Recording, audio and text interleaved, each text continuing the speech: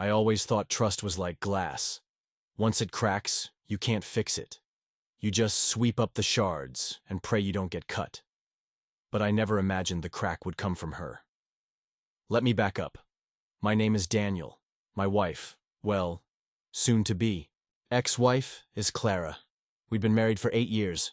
High school sweethearts, if you can believe it. She was the girl who'd steal fries off my plate and laugh when I pretended to be mad. The one who held my hand at my dad's funeral. The one I trusted more than anyone. Until a Tuesday in March. My phone died during a work meeting. No big deal, I borrowed Clara's tablet to email a client. That's when I saw the notifications. 3 messages from someone named Ryan. Ryan. Her Ryan. The ex she swore was ancient history. The one she claimed she hadn't spoken to in years. The first message, I can't stop thinking about you. The second, last week was a mistake. We need to talk. The third, a photo, a selfie of him, shirtless, in a hotel bathroom. My stomach dropped. I wish I could say I didn't look. But I did. I opened every message, every photo, every deleted thread she'd tried to hide. 6 months of lies. Dates lined up with her work trips. Late-night texts disguised as group chats with the girls. Even a receipt for a necklace I'd never seen her wear. She walked in as I sat there, gripping the tablet like it might disintegrate. The color drained from her face. Daniel, it's not what you think. Were you ever going to tell me? My voice sounded foreign, cold. She crumpled, cried, said it just happened. Said Ryan manipulated her, that she felt trapped. But the receipts told a different story. Planned meetups, a weekend getaway on our anniversary. Lies stacked so high I couldn't see the truth anymore. Here's where I broke. Instead of screaming, I went numb. I packed a bag, stayed at a hotel, and did something petty. I screenshot every message, every photo, every lie. Then I waited. 2 days later, her parents invited us to dinner. They loved me. Her dad called me his real son. Her mom knitted me scarves every Christmas. That night, I brought the divorce papers. Clara thought it was a peace offering. She smiled when I handed her the envelope. Then her face froze as she read it. Her mom asked, "What's wrong, sweetheart?" I didn't yell. I didn't even stand. I just said, "Ask her about Ryan." The room went silent. Clara's brother choked on his wine. Her mom's smile twitched. "Who's Ryan?" Clara stared at me, tears streaming. "Please, don't do this." So I did. I pulled out my phone, opened the screenshots, and slid it across the table. What happened next was chaos. Her dad stormed out. Her mom cried. Her sister called her a disgusting liar. And Clara?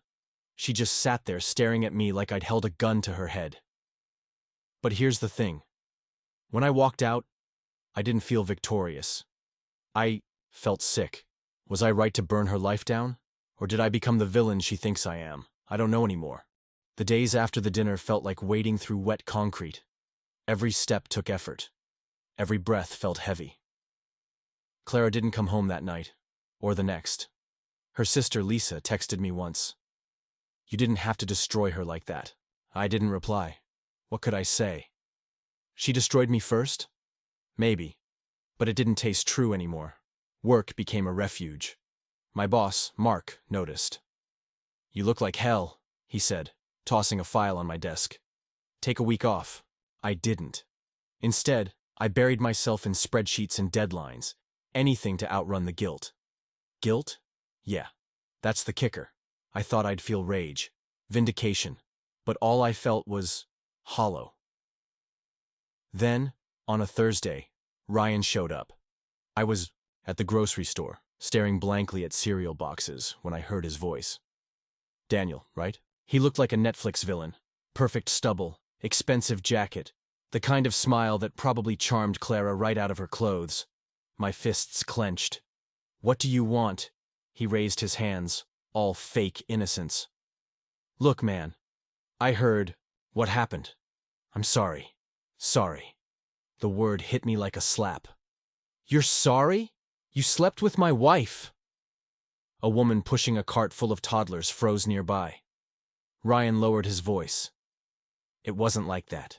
Clara told me you two were separated, that you'd agreed to see other people. The floor tilted. What? He shrugged. She said you were staying with a friend, that it was over, but you didn't want to file yet for the kids or whatever. We don't even have kids. My throat tightened. You're lying. Why would I lie? He pulled out his phone, scrolled, then showed me a text. Clara's number. Ryan, I'm finally free. Let's meet tonight. Sent a week before I found the messages. I stared at it. The dates matched her work trip to Chicago, the one where she'd FaceTimed me from her hotel room, wearing that same necklace I'd never seen. His necklace. She played us both, Ryan said, pocketing his phone. But hey, you got your revenge, right? Congrats.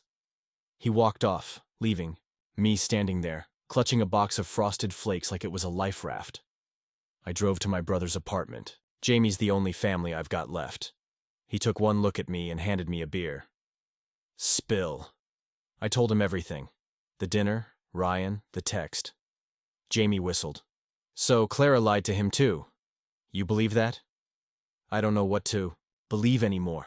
He leaned forward, elbows on knees. Remember when you first started dating her?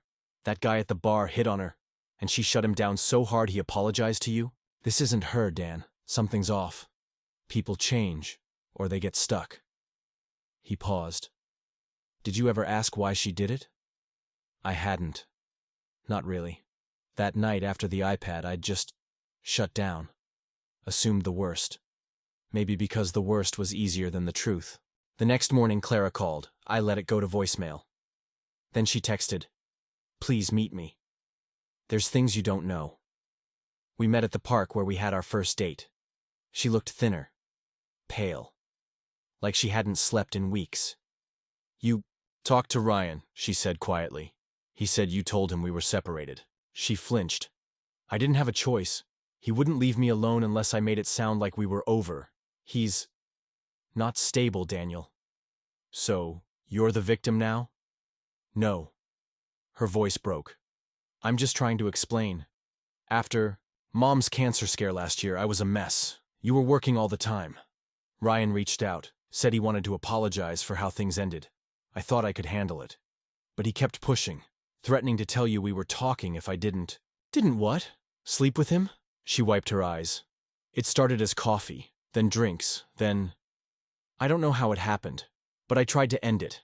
That's what those messages were, me telling him it was over. He sent that photo to scare me, to make you find it. My chest ached. Why didn't you tell me? You hated him. I thought you'd never believe me. A jogger passed us, laughter trailing behind. I thought of the screenshot I'd shown her family, the hotel receipt, the necklace.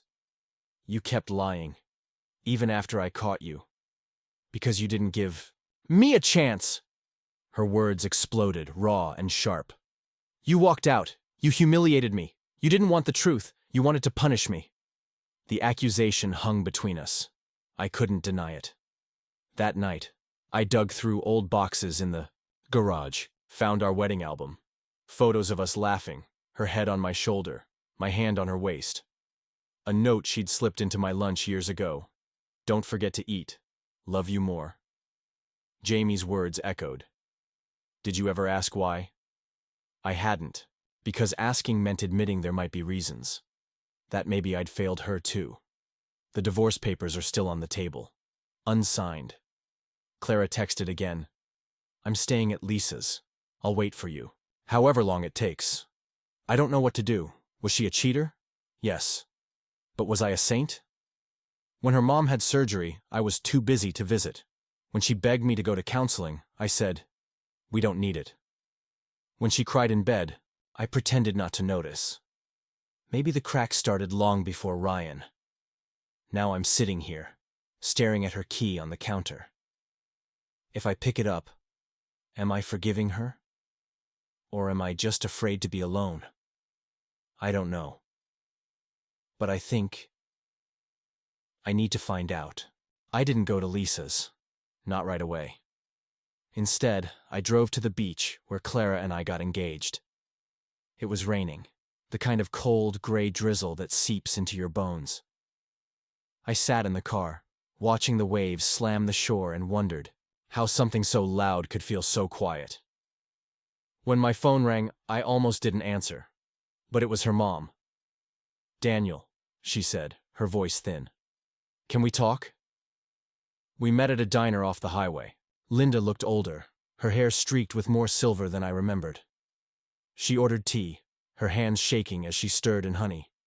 "Clara's staying with me now," she said. "Not Lisa." I blinked. "Why?" She hesitated. "Lisa's husband. He didn't want her there.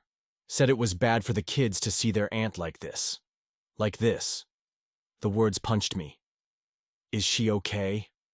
Linda's eyes filled. "She's not eating, not sleeping. She just stares." She reached into her purse and slid a folded letter across the table. "She wrote this for you." The paper smelled like Clara's perfume. My name curled across the front in her looping handwriting. I didn't open it. "Why are you giving me this?" "Because you deserve to know why she did it," Linda said quietly. "And because I failed her." The letter stayed in my glove compartment for 2 days. Then, at 3 a.m., I cracked. "Daniel, I've tried to write this 100 times. Nothing sounds right. How do I explain the unforgivable? Remember when my mom got sick? You took a second job to pay her medical bills. You didn't complain, not once, but you were gone all the time. I'd sit in that empty house, listening to the clock tick, and wonder if you even wanted to come home." Then Ryan messaged. He said he'd heard about Mom and wanted to be there for me. I told him to screw off, but he kept texting, calling, said he'd changed. When I finally agreed to coffee, it wasn't about him. It was about feeling seen. Pathetic, right? It wasn't an affair, not at first. We just talked. About Mom. About you. About how lonely I was. But then he kissed me. I pushed him away. Told him never to contact me again. That's when he threatened to send you photoshopped texts, screenshots of fake flirting. He said you'd never believe me. I panicked. I kept meeting him to negotiate. Stupid, I know. But the more I gave in, the more he wanted. The necklace? He forced it on me. The hotel? He booked it, said if I didn't show up, he'd ruin us. I know none of this excuses what I did. I should have told you. But I was terrified. Of losing you. Of you thinking I'd chosen him. The day you found the messages, I was going to end it. For real. I'd hired a lawyer to get a restraining order. But you left before I could say anything. I don't expect forgiveness. I just need you to know, I never stopped loving you, not for 1 second, Clara. I read it 3 times. Then I drove to Ryan's apartment. He answered the door, shirtless, smirking. "Back for round 2? I shoved the letter in his face.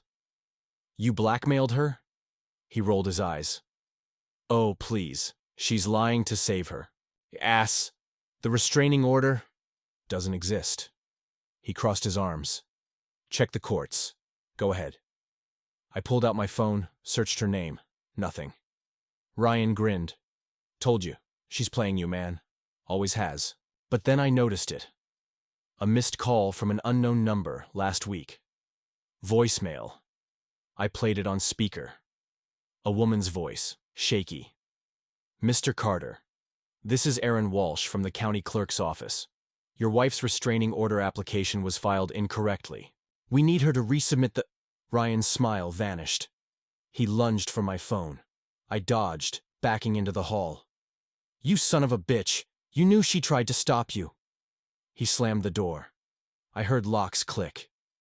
Clara was on the porch when I got to her mom's house, wrapped in a blanket, cheeks hollow. She stood when she saw me. "You should have told me," I said. "Would you have believed me?" I didn't answer. She stepped closer. "I have proof. Texts he sent, voicemails. I was gathering it all.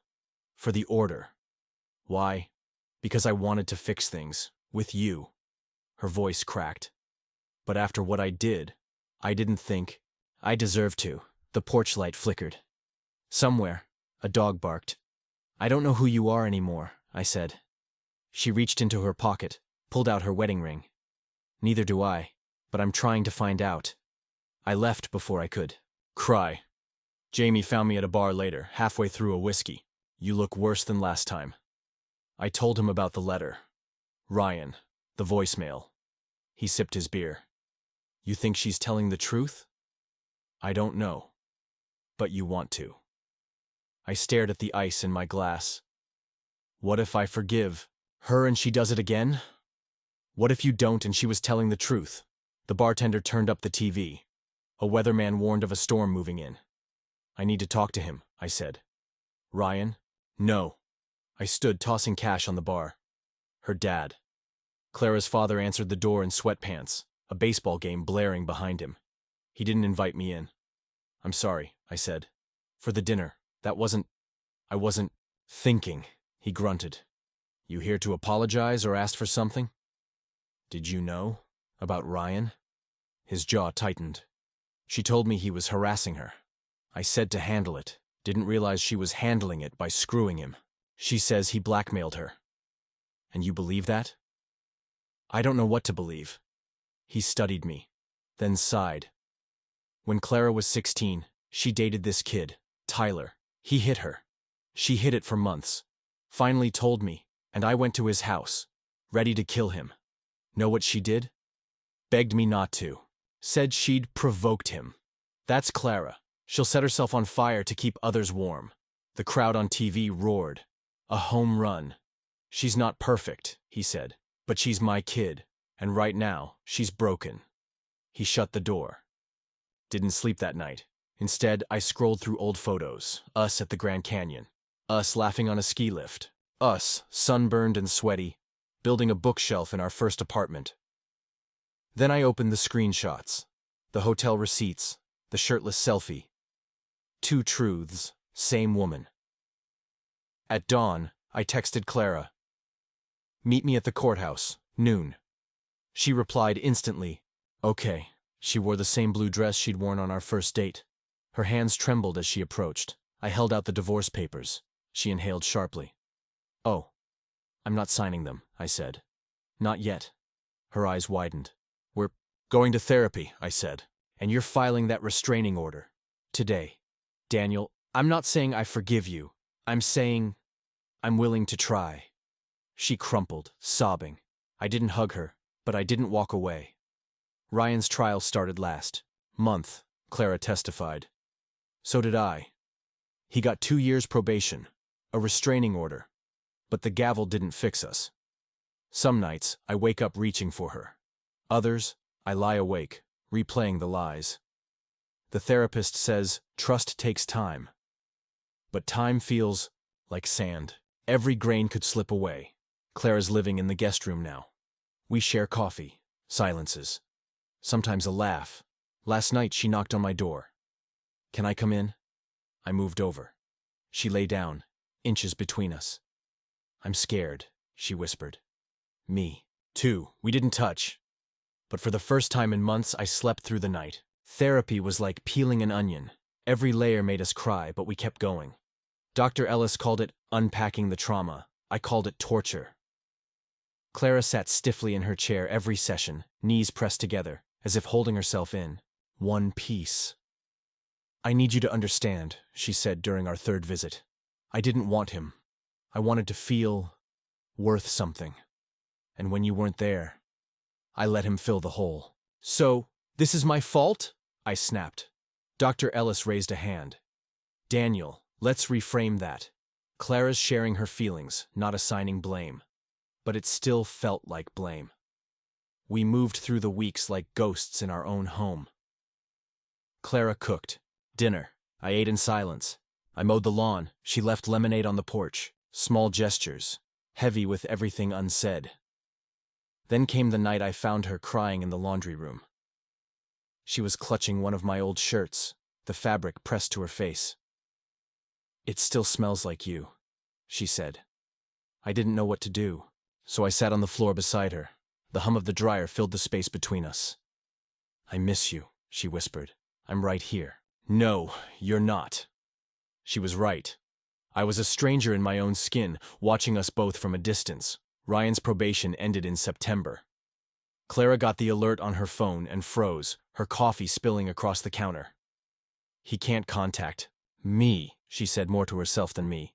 The order's still active, but that night she double-checked the locks.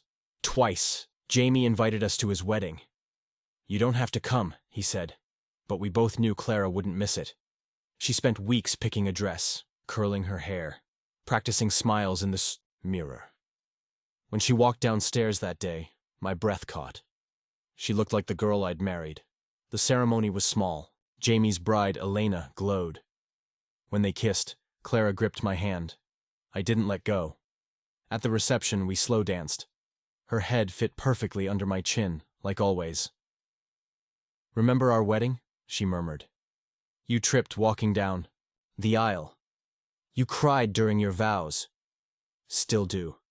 She laughed, soft and warm, and for a moment, it was enough. Then the texts started. Unknown number. You think he'll ever trust you again? Clara showed me immediately. Her hands shaking.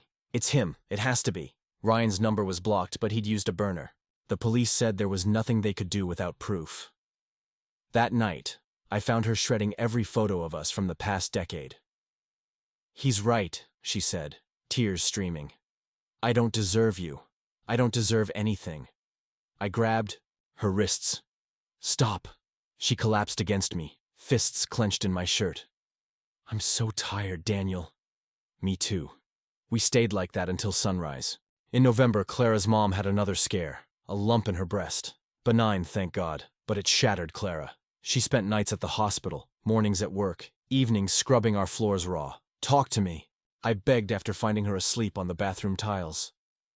I can't lose her, she said. Not after almost losing you. I carried her to bed. She clung to me, her tears soaking my collar. It was the first time we'd touched in months. Winter came hard. Ice storms knocked out the power, trapping us in candlelit darkness. We played cards, argued about mayonnaise, laughed when the fridge flooded. One night, she kissed me. I pulled back. Why? Because I'm cold, she said. But her eyes said, I'm sorry. I kissed her anyway. It tasted like salt and hope. Therapy got harder. Do you still love her? Dr. Ellis asked. Yes. Do you trust her? I don't know. Clara stared at her hands. Ryan died in January. Car accident. Drunk driving. Clara didn't cry.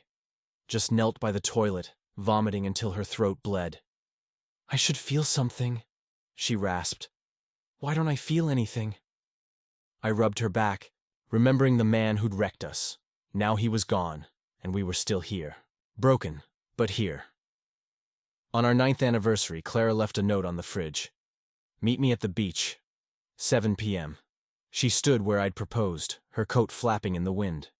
The sunset painted her gold. I filed the divorce papers, she said. My heart stopped, but I didn't sign them. She handed me the envelope. I'm letting you choose. If you want out, I'll understand. The papers fluttered between us. I tore them in half. She sobbed. Why?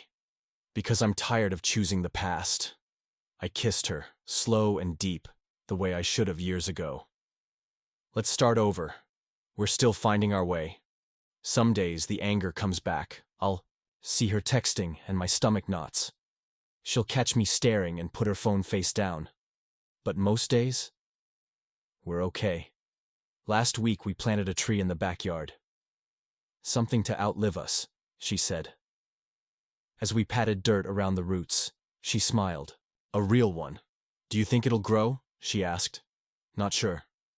I squeezed her hand. But we'll water it. The tree we planted last spring is dying. I noticed it on a Tuesday, a brittle curl to the leaves, branches slouching like an old man. Clara insists it's just the heat wave, but when she's not looking, I pour extra water at its roots, whispering promises I'm not sure I can keep. Life's been steady, not perfect. Clara works late Thursdays. I bite my tongue until it bleeds. She texts me when she's running late, sends photos of her desk, her half-empty coffee cup. Proof but not trust. Trust is still a currency we're too poor to afford. Then, on a humid August night, the doorbell rings. A woman stands on our porch, mid-40s, her eyes a familiar shade of hazel. Ryan's eyes. "Are you Daniel?" she asks. Clara freezes behind me, a dish towel clutched in her fist. The woman holds out a crumpled envelope. "I'm Mara, Ryan's sister." Inside is a letter. Ryan's handwriting, jagged, rushed, dated. 2 days before his accident. "If you're reading this, I'm dead. And no, I'm not apologizing. But Clara owes you the truth. Ask her about the baby." The room tilts. Clara's face drains of color. "What baby?" My voice cracks. Mara's gaze flicks to Clara. "There was a pregnancy, 8 years ago. Ryan found out last year.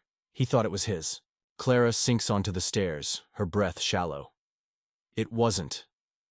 "Then whose was it?" I ask. But I already know.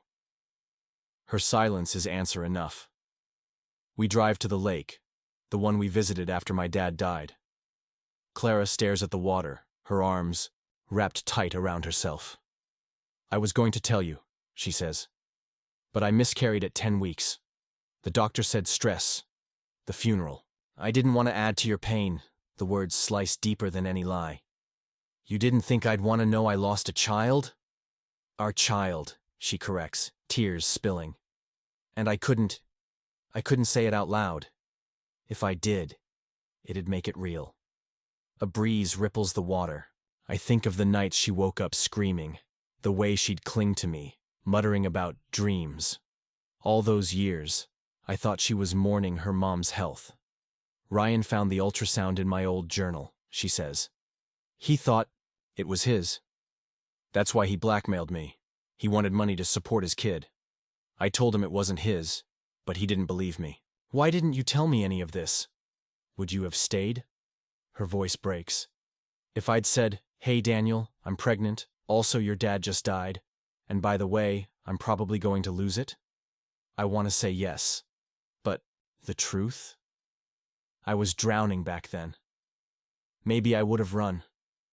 Mara waits at our house, sipping the tea Clara hates. "Ryan wasn't all bad," she says. "Our dad messed him up.